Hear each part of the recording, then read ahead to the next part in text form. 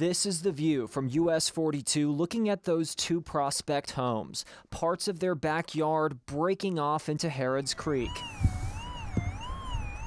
It's definitely getting to me now. I mean, just the extent of what it would take to fix this. It was Tony Buckley and his wife Cheryl's daughter who alerted them to the jaw-dropping aftermath of days of record rain and historic floodwaters. For the first time, we're learning it has impacted more than 1,200 Metro Louisville businesses and homes, like this one holding on. Could have been worse. It could have went over the hill with her in it.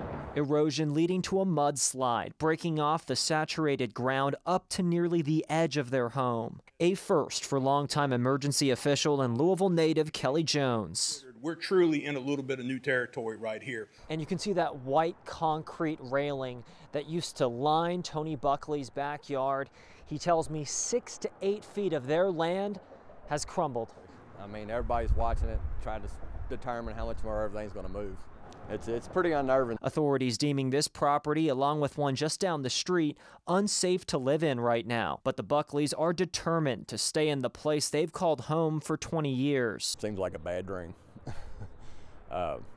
Just not knowing what's going to happen, when it's going to happen. Earlier, Senator Mitch McConnell joining Mayor Craig Greenberg in Louisville to say they're ahead of schedule on flood response and cleanup. I'm here because this is my hometown. After brief comments and taking no questions, McConnell chatting with 911 call takers. The number of calls going down. Kelly Jones with Louisville Metro Emergency Services telling us they have not seen the Harrods Creek situation here before. We're working on it to try to understand it.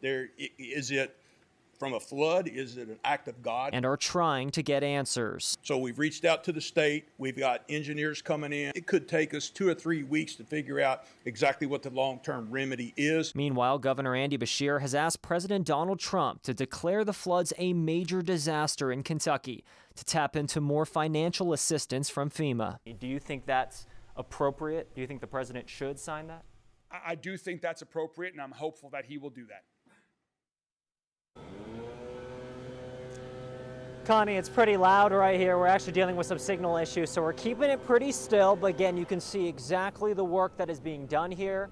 Waterfront Park, the cleanup is on.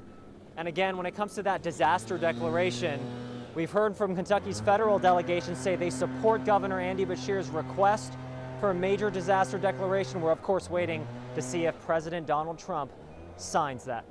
Connie.